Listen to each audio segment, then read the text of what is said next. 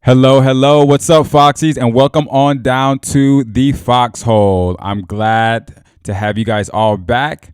If you notice, I got all the green on today. It is St. Patrick's Day weekend, aka my birthday weekend. So I'm just in the spirit. So we're going to rock green today. And then before we get started on today's episode, if you're enjoying this content, just make sure you go ahead and like and subscribe to this page. It's definitely appreciated, greatly appreciated. So yeah, let's dive into today's episode. Today's episode, we're going to start talking about what's going on 6 months into sobriety of no alcohol, just with, the whole body and also those social aspects, like we've been talking about. So at 6 months, I want to first start talking about liver function. So there's two liver, there's two enzymes found in the liver that I get tested for. There's AST and there's ALT. AST is aspartate aminotransferase, and ALT is alanine aminotransferase. I definitely had to look that up and how to pronounce both of those because they're long, they're long words, and yeah, medical terms are always lengthy, and I have no clue how to pronounce them at all. But I start to see these liver enzymes levels start to decrease.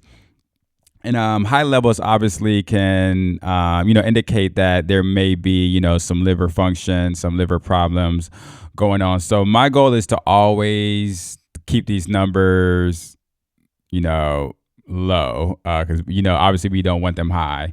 And those two levels, the ALT and the AST levels, I start to see that decrease, come 6 months. And this was definitely something I was curious about.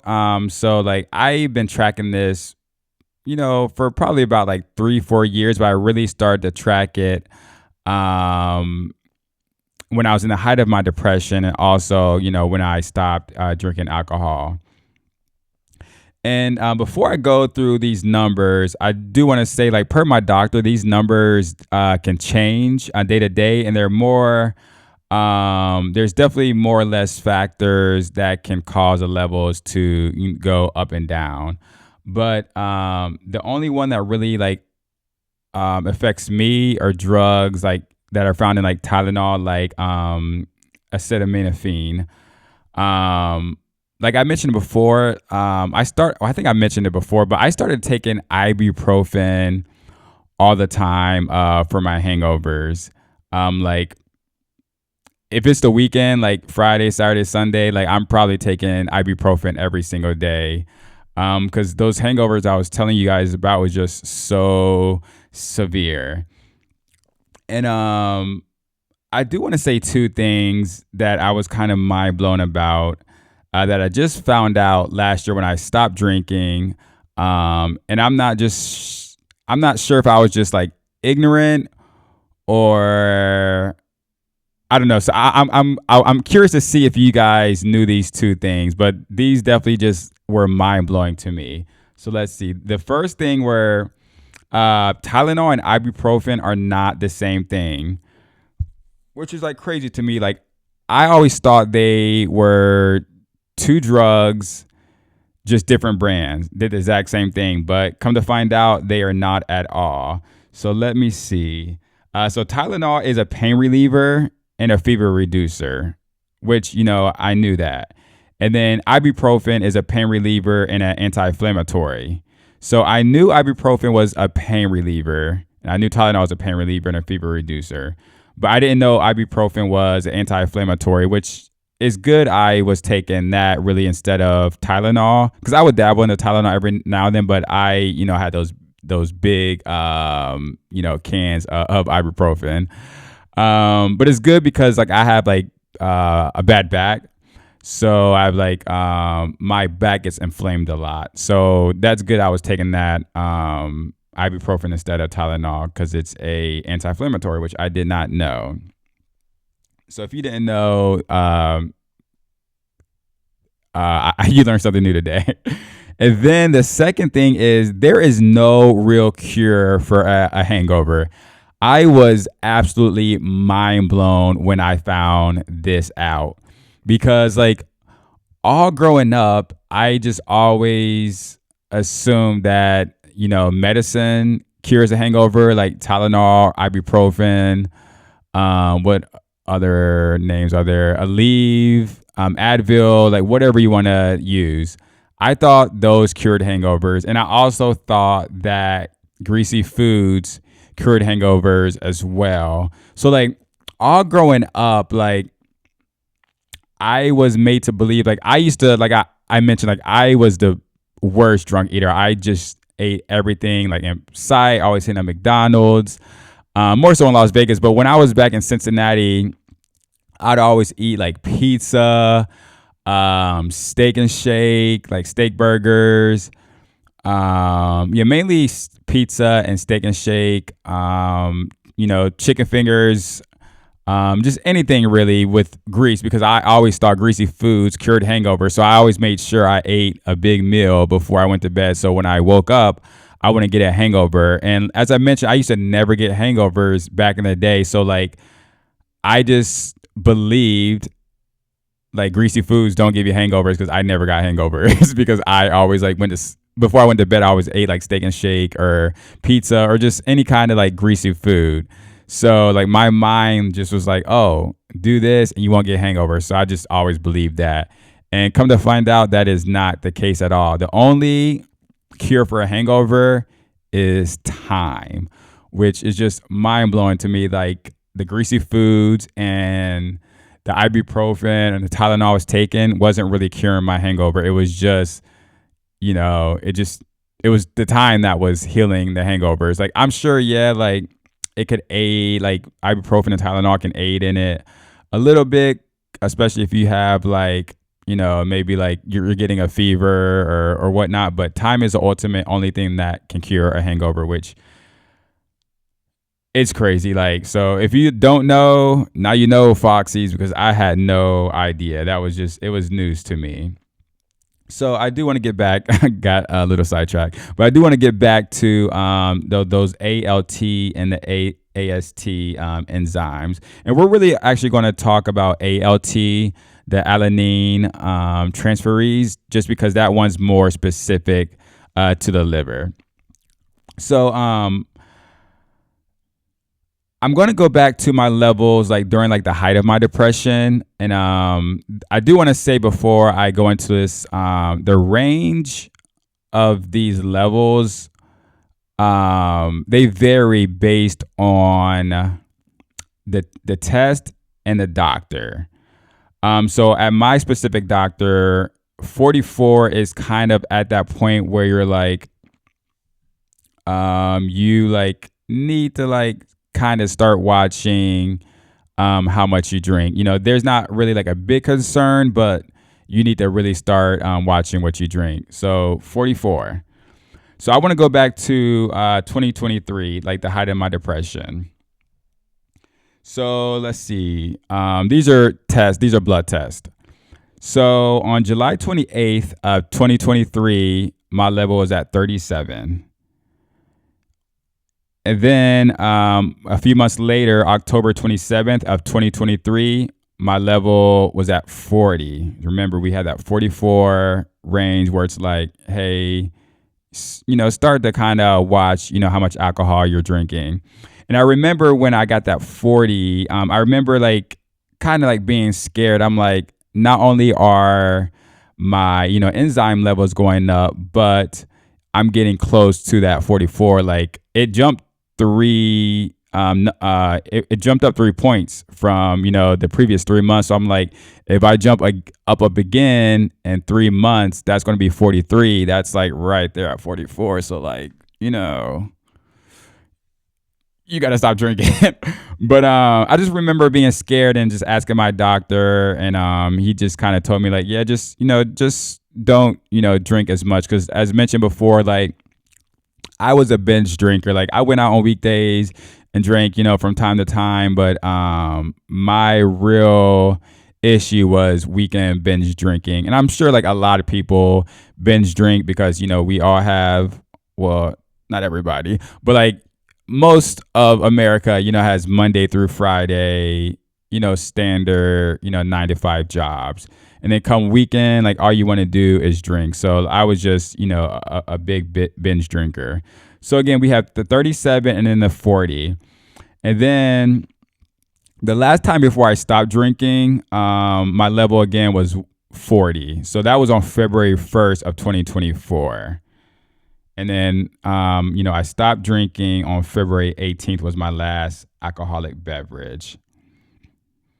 So now the levels after I started drinking, or after I stopped drinking, sorry. Just about 3 months on May. So May 16th, 2024, I was at 36. Okay, so that had already dropped down from that 40. So dropped down 4 points. And then 6 months on August 22nd of 2024, it was 35. So, it dropped down, just one level. And again, like these levels vary day to day based on, drugs you may take, like, Tylenol, that stuff. I believe like eating like greasy foods like fish, those fatty liver or those fatty acids, take effect to these numbers as well. And I eat a lot of salmon too. So, it was 35 on August 22nd. So you can see like after I stopped drinking, like these levels were no longer like elevating like before. And I was curious. So I looked back into like the first test the first blood test I ever took. And it was on September 3rd of 2021. And guess what my level was? Did you guess? So it was 28. So that was in 2021. And like now my level has jumped up in the 30s and hit the 40s too. So like my goal now is to get back into the 20s again.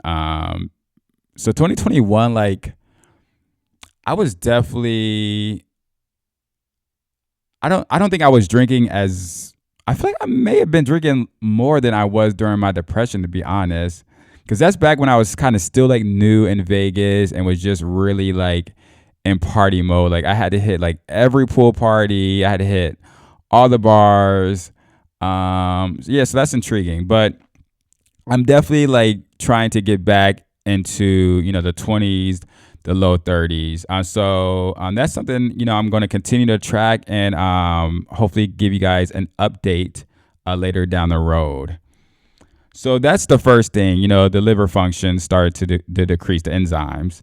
So then the next thing is my skin, more specifically, my whole body, but like my face for sure. My face, I feel like started to like really like glow. Like I feel like I've always had like good skin, but like definitely around like 4 to 6 months, I really started to see my skin, glow more than it was before. And even so much as like when I cut like my hair, because, with age, unfortunately, I started to like bald. So I keep my hair either very short or bald. Like it is right now, like it's bald. And like when I shave my hair, shave my head or whatnot, I used to see like white patches like all around my head, looking like dandruff or some shit. Like wasn't dandruff, it was just like my skin was just so dry from the alcohol. So now when I shave my head, I'm not seeing those white spots anymore. Like it's just something like little, but it's something that alcohol was doing. Just obviously alcohol causes you to dehydrate. When you think of dehydrate, you only, or at least me, when I think of like dehydration, I'm only thinking about just dehydrating, like in my mouth, like just having like really dry mouth, cotton mouth, and that good stuff. But like, dehydration affects, the whole body. So it was good to see that I was no longer having these like white spots in my head when I would shave, all my hair off. So then the next thing is weight loss. I definitely continued to lose weight for sure. Not only did I like lose weight, but I definitely lost like fat. My subcutaneous fat and my visceral fat percentage both lowered. And the subcutaneous fat, I had to look up how to say that too. I just said it so smoothly. You probably didn't even know I like looked it up to pronounce that, but I did. But anyways, the subcutaneous fat is a fat like right beneath your skin, and the visceral fat is the fat more towards like around your organs. But those my levels definitely started to decrease there too. I think I mentioned in 3 months I weighed in at 160 pounds, and I started this journey around I think it was like 175. So I had already lost 15 pounds, which is a lot in 3 months. And then at 6 months, I weighed in at 156. So that's 4 pounds from 3 months. But definitely, like if you're watching on video, you could. I'm gonna put up pictures here, but you can definitely see that I'm not only losing fat, but I'm losing like weight as well. And you can really see that in those pictures. And again, like I'm big into like fitness, and I like having like a slim body because I've always been people used to always just call me scrawny or skin and bones because growing up like I was always the skinniest. I was always the little. Like I used to be like this little scrawny kid. Like I had to like show you guys pictures. If I find some, I'll put some up here right now. But I like got bullied all the time, like growing up, because I was so easy to pick on because I was so little, I was so skinny. Nobody knew like I wasn't going to do anything. I was scared. And it's funny, like when I grew up, I started lifting, and then I, got taller. I started outgrowing, some of my bullies. And I remember I saw like one of my bullies one time at the barber shop. And it was so funny. He said something along the lines. He was like, "I'm not going to mess with Bruce anymore. He's getting strong and all this other stuff." I'm like, "Yeah, you better not fucking mess with me anymore." Because I had outgrown him and I had more muscles than him, and like things had changed for sure. But yeah, I don't even know where I was going with that story, but I'm just gonna go move on to the next topic.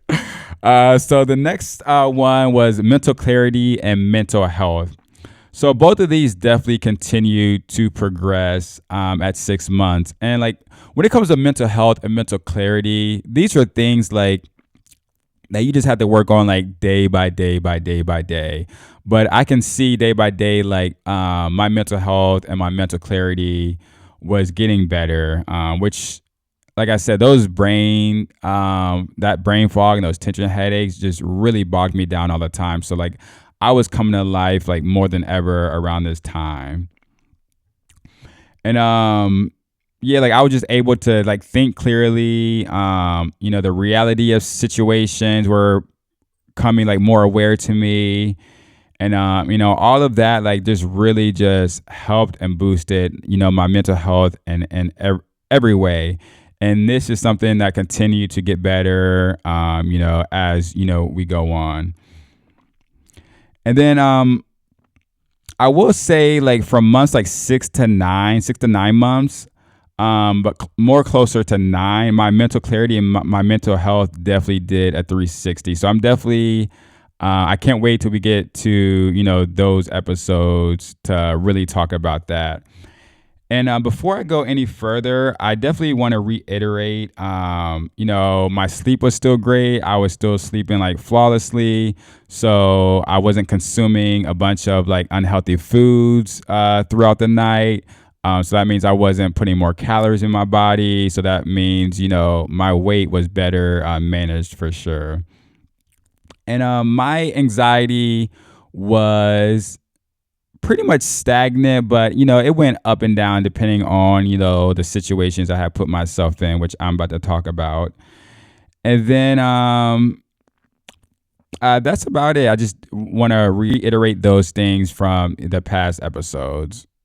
But like one of the biggest things for sure was like sleep, because like I said, I wasn't sleeping like a lot at all for a very long time, even before like my depression. But like now to just really get those 7 to like 9 hours sometimes of sleep and just be able to sleep all throughout the night, or maybe just like wake up like one time, it was something I've never experienced in like many years of my life. So just to sleep throughout the night and wake up with just so much mental clarity. And I just felt like I was there. I felt like I was alive. Like there was no brain fog. There was no tension headaches. You just feel so much better, and you feel so much better, and you're more ready to get the day started. So yeah, so now I want to talk about the social aspects at 6 months. So I was definitely very much like still going out at this point, putting myself in the same situations I was, as before, which, would cause my anxiety, to trigger a little bit. And, I was still having like the same conversations, with like outsiders that I would come into communication with. And so I was always getting those questions like, you're not drinking, why aren't you drinking? Why don't you drink? And it started at this point, just really started to become like really too much for me to continue to put myself in that environment and having those questions asked to me like all the time. Like, and I do want to reiterate, like these weren't like people I knew, like my friends asking me these questions that knew I was going on a sobriety journey. It was more so like outsiders that, people would bring in, or just random people like at the bar. And like at this point, like it was very much like hard to like relate to people at the bar as well. Like you realize when you like stop drinking, like you really don't have a lot of people in common. You really don't have a lot of things like in common with people at the bar, like at all. So like conversations really started to become tougher, because I'm like, what do we talk about? Like I'm no longer drinking. These people are drinking, so it's hard to just have like a conversation in general when you're like sober versus like talking to like a drunk person. Like it really is. And then like what do I talk about? Like, a lot of people, like they don't like people like I hang around with, like they don't like sports like I do. They're not big into like working out and running. They're not into like hiking. They're not into like, the pop culture that I'm interested in. Just you just find out that you really don't have like a lot of in common. So like when you're at the bar, like I just felt like it wasn't as fun to me anymore as like it once was. So like I really like started to kind of shy away from the bar scene at this point. I feel like I really started doing that around like 3 to 4 months, but once 6 months hit, I really started to really shy away from the bar scene for sure. I wasn't going out as much on the weekends. I probably would go out maybe like once per week.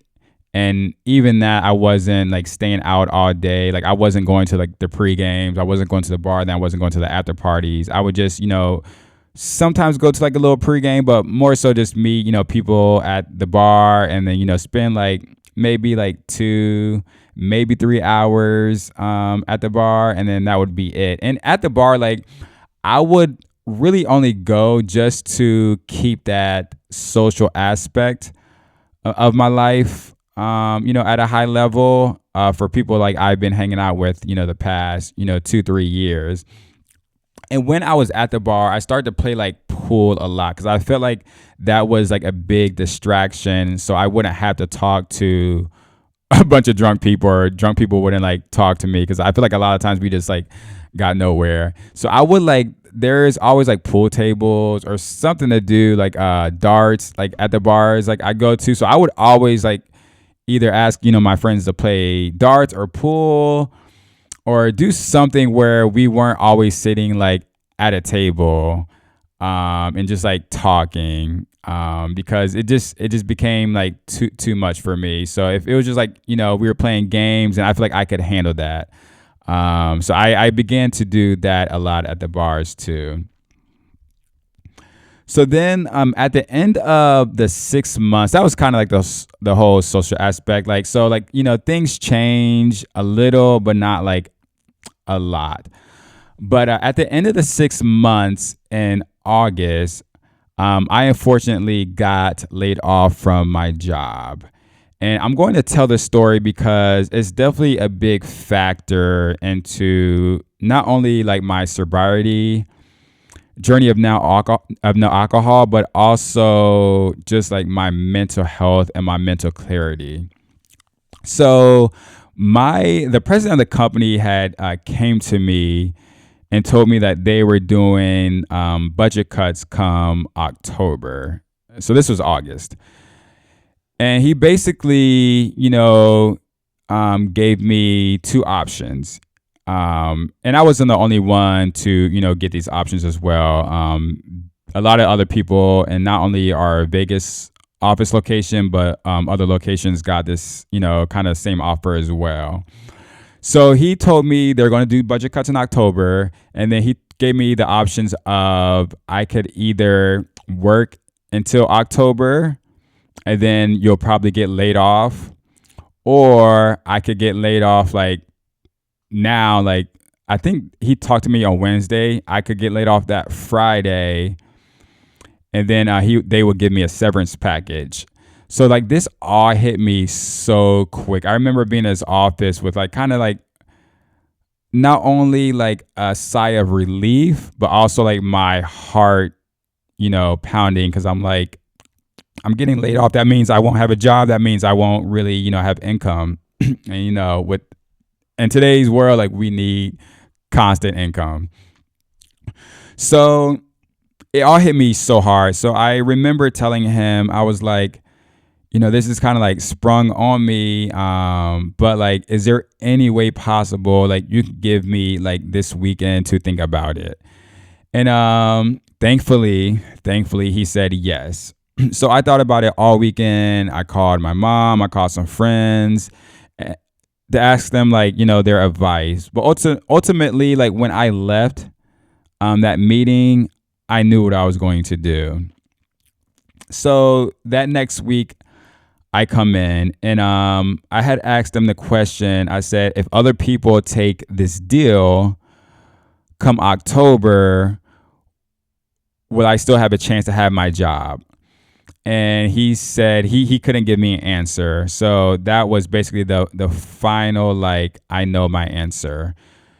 So I had been thinking about quitting for almost like a year, but you just, job security, you have a job, you just, you're kind of secure in a sense. But like I said, I was going through like my depression. I feel like I wasn't always like the best coworker or the best employee, as I mentioned in one of the other previous episodes.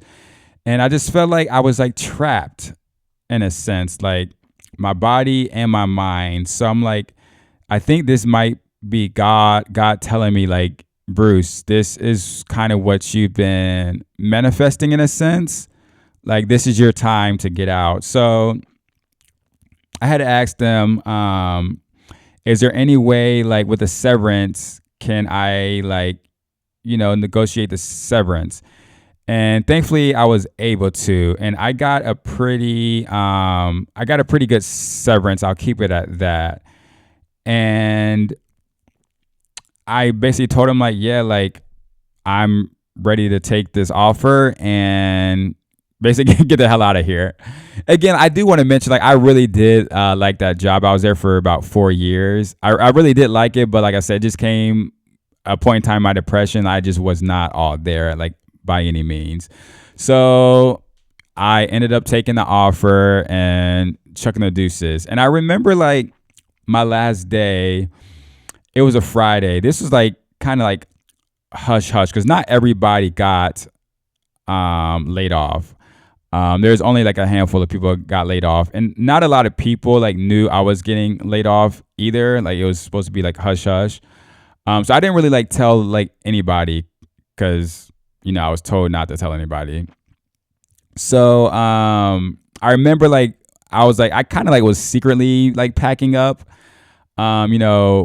I had like 2-3 days to like pack up. So I was like kind of like day by day, just like packing up. I don't think anybody really noticed, but like before I left, I started going around to like, the people, I liked at that job, and just told them like, hey, like today's my last day. I'm about to leave. It's great working with you, shared our hugs, and then he was like kind of like bye. And I remember once I left, I got in my car. I was not expecting this at all, but I started to bawl out and like cry. And I was trying to think like, why was I crying? Like, I guess I really did like that job a lot. Like, they treated me really well. They treated all employees like really well. I got several pay raises within the 4 years I was there. And I think I was really crying just because not only that they treated me well, but like I was leaving something behind that I definitely enjoyed like a lot at one point. But I knew it was my time to go because I wasn't having fun anymore because I was in the depression, and it was a real thing. So like it sucked leaving that chapter behind, but like I knew it was something I had to do in order to get, a healthier mind and, just get better and be able to grow in an environment like my house where like I'm not like held captive all day, where I can actually think and, focus on, my inner issues. So, just remember that story because it definitely comes into play, as we continue to move forward in my journey. So that was August. I got laid off. And then in September, I plan to take a trip to Cincinnati to see all my best friends and to see a Cincinnati Bengals game. And when I took that trip to Cincinnati, everything pretty much changed from there. And that's something we're going to discuss in the coming episodes. And I cannot wait to tell you guys about that trip to Cincinnati and how things changed. Because I have a lot to say.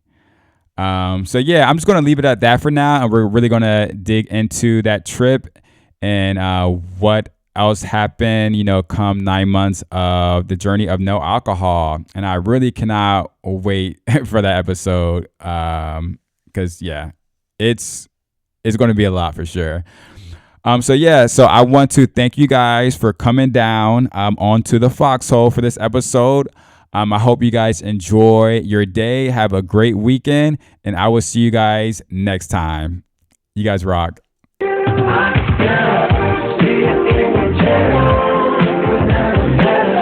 So much better just getting out of like that atmosphere and that environment around, people I was hanging out with for sure. So like, how has your like mental health been since? I mean, it's like night and day. Mm-hmm. I mean, what's up, Foxies? Thanks for watching. Make sure you like, subscribe, and hit the notification bell. And be sure to follow me on social media at TheFoxHolePod. See you next time.